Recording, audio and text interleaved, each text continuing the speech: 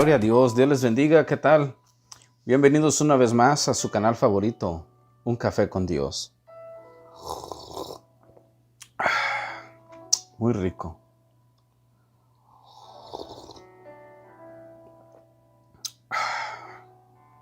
Gloria a Dios. Así es, pues bienvenidos una vez más. Gracias por darle clic a este video. Hoy vamos a compartir un pensamiento corto, un pensamiento donde vamos a estudiar una historia que muchas veces pues ya la conocemos también, pero son historias que hay que volver a compartir porque sirven de recordatorio. Esta historia pasó hace muchos años y es la historia del profeta Elías en el Monte Carmelo y el fuego de Dios. Ese es el tema que vamos a estar compartiendo hoy.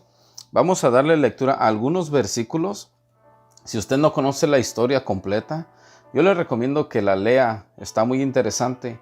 Primer libro de Reyes, capítulo 18, del 1 al 40, más o menos. Todo el capítulo está interesante.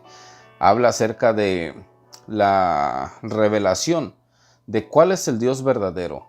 A qué Dios el pueblo de Israel necesitaba o tenía que seguir y tenía que serle fiel.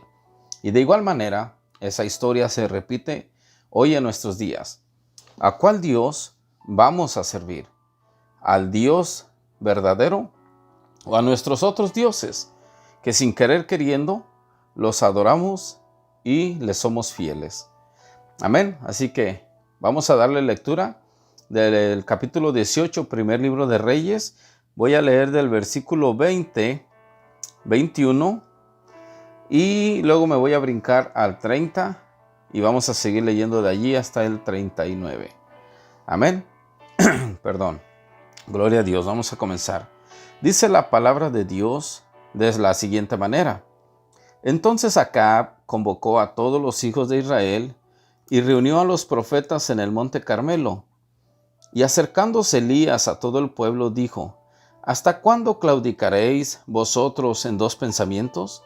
Si Jehová es Dios, seguidle, y si Baal, id en pos de él. Y el pueblo no respondió palabra. Y Elías volvió a decir al pueblo: solo yo he quedado profeta de Jehová, mas de los profetas de Baal hay 450 hombres. Vamos al versículo 30 para avanzar, porque son muchos versículos y para que vayamos al punto, ¿no? A lo que podemos extraer, y ya lo demás lo resumiré explicando qué sucedió. Amén. Versículo 30 en adelante dice: Entonces dijo Elías a todo el pueblo: acercaos a mí. Y todo el pueblo se le acercó, y él arregló el altar de Jehová que estaba arruinado. Y tomando Elías 12 piedras conforme al número de las tribus de los hijos de Jacob, al cual había sido dada palabra de Jehová diciendo: Israel será tu nombre. Edificó con las piedras un altar en el nombre de Jehová. Después hizo una zanja alrededor del altar, en que cupieran 2 medidas de grano. Preparó luego la leña y cortó el buey en pedazos, y lo puso sobre la leña. Y dijo: llenad 4 cántaros de agua, y derramadla sobre el holocausto y sobre la leña. Y dijo: hacedlo otra vez. Y otra vez lo hicieron. Dijo aún: hacedlo la tercera vez. Y lo hicieron la tercera vez, de manera que el agua corría alrededor del altar, y también se había llenado de agua la zanja. Cuando llegó la hora de ofrecerse el holocausto, se acercó el profeta Elías y dijo: Jehová Dios de Abraham, de Isaac y de Israel, sea hoy manifiesto que tú eres Dios en Israel, y que yo soy tu siervo, y que por mandato tuyo he hecho todas estas cosas. Respóndeme, Jehová, respóndeme, para que conozca este pueblo que tú, oh Jehová, eres el Dios, y que tú vuelves a ti el corazón de ellos. Entonces cayó fuego de Jehová, y consumió el holocausto, la leña, las piedras y el polvo, y aún lamió el agua que estaba en la zanja. Versículo 39. Viéndolo todo el pueblo, se postraron y dijeron: Jehová es Dios, Jehová es el Dios. Gloria a Dios. Vamos a orar. Padre bueno que estás en el cielo, te damos gracias en este día, Señor, por la bendición que nos das de compartir este pensamiento donde queremos aprender algo. Háblanos a nuestras vidas, háblanos a nuestro corazón, habla a nuestra mente para que podamos identificar cuáles son nuestros dioses y a qué Dios debemos seguir. En Cristo Jesús te lo pedimos. Amén. Bueno, así es, con permiso, otra tomadita a un café con Dios. Gloria a Dios. Bueno, pues sin más preámbulo, vamos a compartir en el versículo 20 y 21. Vamos a ver qué aprendemos allí. Versículo 20 dice que entonces Acab convocó a todos los hijos de Israel y reunió a los profetas en el monte Carmelo. En el monte Carmelo es donde ellos podían se reunían para hacer holocaustos y sacrificios a su dios Baal. Versículo 21 dice, y acercándose Elías a todo el pueblo, primero Acab los reunió a todos, los convocó y los trajo a todos. Necesito que vengan, el profeta Elías quiere hablar con ustedes. Vamos a ver qué noticias nos tiene. Entonces, cuando ellos ya estaban todos reunidos, se acercó el profeta Elías y les dice, aún les hace una pregunta. ¿Hasta cuándo claudicaréis? Dice, vosotros entre dos pensamientos. Él les está haciendo una pregunta retórica. Una pregunta que también la palabra de Dios te hace a ti y me hace a mí. Nos hace a nosotros esta pregunta. ¿Hasta cuándo vamos a claudicar? ¿Qué quiere decir la palabra claudicar? La palabra claudicar quiere decir como si uno ya ha dejado sus convicciones. ¿Hasta cuándo te vas a dar por vencido? ¿O cuánto tiempo más necesitas para que dejes de hacer las cosas que tú sabes que a Dios no le agradan? ¿Cuánto tiempo más necesitas para darte cuenta de que las cosas que estás haciendo no las estás haciendo en la fe correcta, en la fe del Hijo de Dios, en la fe en Jesús? Ahora, fíjense aquí que dice, ¿hasta cuándo claudicaréis vosotros entre dos pensamientos? ¿Por qué habla de dos pensamientos? Porque ahí nos da la respuesta. Porque ellos tenían, posiblemente Baal es el dios de la lluvia, porque recordemos que en esta historia ya habían pasado 3 años de lluvia. Y cuando no llueve, hay crisis.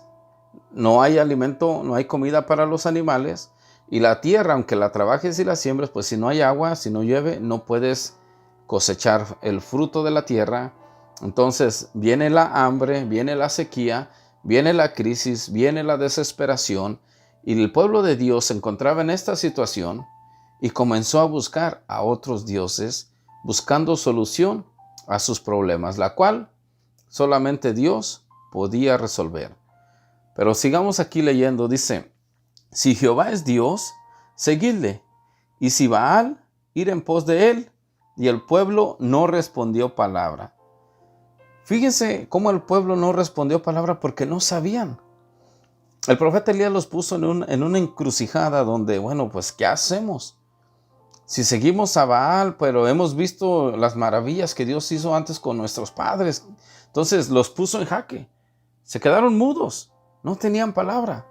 Y hoy en día pareciera ser que nosotros, el pueblo de Dios, a través de esta sequía espiritual que ha venido a toda la iglesia, yo no voy a decir a toda, pero la mayor parte del pueblo cristiano que existe alrededor del mundo, ha venido una sequía. Ha venido un momento donde nos hemos quedado en silencio, donde el enemigo, a través de la crisis mundial que estamos viviendo, nos ha tapado la boca. Nos ha limitado para nosotros seguir confiando en Dios. Y comenzamos a buscar otras cosas, otros dioses. Comenzamos a buscar la solución en nuestras propias fuerzas y en nuestras propias habilidades. Ahora, con esto yo no estoy diciendo que no nos preparemos sabiamente. Pero hay personas que hacemos las cosas solamente en nuestras propias fuerzas porque el enemigo nos ha ido menguando nuestra fe y nuestra confianza en Dios. Ahora, ¿qué es un ídolo? Un ídolo u otro Dios es aquello que ponemos por encima de Dios. Si este es Dios, hay cosas que las ponemos por encima de Dios. Sabemos que está Dios, sabemos que existe Dios, conocemos de la palabra de Dios, pero aún así hay cosas que van por encima de nuestras convicciones y nosotros comenzamos a claudicar. Nuestras convicciones deben de estar claras, así como el profeta Elías tenía sus convicciones claras y las vamos a ir viendo más adelante. Fíjese que dice, si Jehová es Dios, seguidle, y si Baal, id en pos de él. Y el pueblo no le respondió palabra. Ahora, ¿cuáles pueden ser nuestros dioses? ¿O qué características o qué cosas sacamos de nuestros dioses? Miren, tu Dios o nuestros dioses nos definen como personas, nos definen qué hacemos, qué comemos y a dónde vamos. Nuestro Dios no solo nos define, también nos defiende, también nos deleita y también nos dirige. Son 4 palabras. Nuestro Dios nos define, nuestro Dios nos defiende, nuestro Dios nos deleita y nuestro Dios nos dirige. Amén. Así que vamos a hablar acerca de cuáles son esos dioses o algunos de nuestros dioses que podemos tener hoy en día. Uno de esos dioses es, o puede ser, nuestro trabajo. Nuestro trabajo se convierte en nuestro Dios, porque muchas de las veces hemos cambiado o intercambiado el tiempo de Dios por el tiempo de trabajo. Y a veces ya no es por necesidad, porque una cosa es cuando es por necesidad, pero tu corazón está ahí consciente de que hay un Dios cerca de ti. Pero a veces ya lo hacemos porque el dinero, nuestro trabajo, se ha convertido en nuestro Dios, porque mientras más trabajemos, más dinero ganamos. Eso es lo que creemos, y si más dinero ganamos, nos sentimos más seguros. Y si nos sentimos más seguros, pues ponemos al Dios verdadero, que nos ha provisto de fuerzas y de salud y de trabajo, al Dios verdadero lo ponemos en un lado. Y comenzamos a seguir a nuestro Dios. Entonces, ¿qué es ese Dios del trabajo? Nos define, porque nos hace personas solamente dependientes en el puro trabajo. Pero me pregunto, ¿ese Dios tuyo del trabajo te puede defender? Quizás te pueda defender de algunas cosas, pero no dura para siempre. Ahora, ese Dios tuyo del trabajo con el que ganas dinero, ¿te puede deleitar? Sí te puede deleitar, pero es temporal. Porque el dinero, ese Dios no tiene el poder para deleitarte todo el tiempo. Pero ese Dios tuyo también te dirige. Ese Dios tuyo dirige tus pasos. ¿Hacia dónde vas? Te dirige esos pasos, pero te los dirige alejándote de las cosas de Dios, alejándote de la voluntad de Dios, alejándote del propósito de Dios. Así que, ¿cómo ves, amigo? ¿Cómo ves, hermano? Si este pensamiento te ha llamado la atención un poco, todavía falta la otra porción, la otra mitad, por decirle así. Pero si te ha gustado hasta ahora, yo te invito a que te suscribas y que le des like, porque vamos a seguir estudiando la palabra de Dios. Más adelante estudiaremos otras cosas que nos van a interesar y vamos a aprender juntos. Amén. Continuamos. Entonces ya vimos que Acab reunió al pueblo. Elías les hizo una pregunta que hasta cuándo iban a claudicar entre 2 pensamientos y que escogieran a un Dios. Entonces, otra cosa que nos puede definir o que se puede convertir en nuestro Dios hoy en día es yo mismo. Así es, yo mismo me puedo convertir en un Dios hoy en día a través de querer ser famoso, a través de querer ser de que cómo me miro, de quererme ver bien, de usar la ropa correcta, de usar joyería correcta, de usar los perfumes más caros o más que huelen más rico. Entonces, sin darnos cuenta, yo me convierto en un Dios en mí mismo. Pero te pregunto, tú mismo, ¿cuánto te puedes tú mismo deleitar en ti mismo? Usando ropa bonita, ropa de marca, como le quieras llamar, cosas buenas, cosas materiales. Tú mismo, ¿cuánta protección tú te puedes dar? ¿Hasta cuándo te puedes defender? Tú solo, sin la ayuda de nadie. Es bien limitada. Ahora, ¿tú solo hacia dónde te diriges? Hacia comprarte cosas para que tu estado estético o tu estado exterior se vaya viendo mejor. Hoy en día hay cirugías plásticas, hay cremas que supuestamente para que no se te miren las arrugas. Pero aunque te mires muy guapo y muy bonito y muy bien vestido por afuera, por dentro, ¿cómo está tu relación con Dios? ¿Cómo está tu pensamiento por Dios? Entonces, yo no estoy diciendo tampoco que te debes de vestir mal, pero a lo que me estoy enfocando es que hoy en día, a través de las redes sociales y en las plataformas digitales, queremos adquirir toda la atención. Hay muchas personas que hacen cualquier cosa por agarrar un like. Hacen cualquier cosa por agarrar views, los cuales no les importa aún hasta hacer cosas que no están bien y que no son principios que les fueron enseñados. Todo por un like, todo por un view, todo por un me gusta o por un corazoncito. Pero ese Dios, ¿qué tanto te puede ayudar? Quizás un ídolo tuyo puede ser una persona, un futbolista, que a lo mejor tú lo estás siguiendo y lo estás mirando y tú quisieras ser ese futbolista. Pero ese futbolista ni siquiera te conoce, ni siquiera sabe que existes y ni siquiera sabe dónde vives. Tú no existes para ese ídolo que te has hecho. Mas, sin embargo, para Dios sí existes. Él sabe qué te gusta, Él sabe cómo te comportas, Él sabe dónde vives, Él sabe cuándo naciste, Él sabe todo de ti. Y muchas de las veces esos otros ídolos, las cosas materiales, el trabajo, el dinero y la fama, todas esas cosas son pasajeras. Y todas esas cosas solamente ocupan el lugar de Dios y las adoramos y las exaltamos. Pero cuando reconocemos que el altar personal de nosotros en nuestro corazón está derrumbado y empezamos a arreglarlo y a buscar de Dios, la presencia de Dios desciende sobre ese tipo de personas. Y esas personas se identifican, o la gente alrededor las identifica como hombres de Dios. Así como Elías. Elías estaba marcado por parte de Dios como un siervo de Dios. Y el pueblo de Israel y aún Acab sabían que Elías era un hombre de Dios.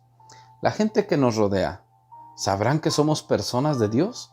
No por fama, ni por vanagloria, ni por jactancia, sino con humildad. Y porque le buscamos a Dios y porque le servimos a Dios. Sigamos adelante. En el versículo 36. Dice, cuando llegó la hora, versículo 30, vamos a ver, dice, entonces dijo Elías a todo su pueblo, acercaos a mí, y todo el pueblo se le acercó, y él arregló el altar de Jehová que estaba arruinado. Algo que la palabra de Dios nos dice es que hay cosas que tenemos que arreglar. Hay cosas que le debemos de dar cierta prioridad y ponerlas en orden.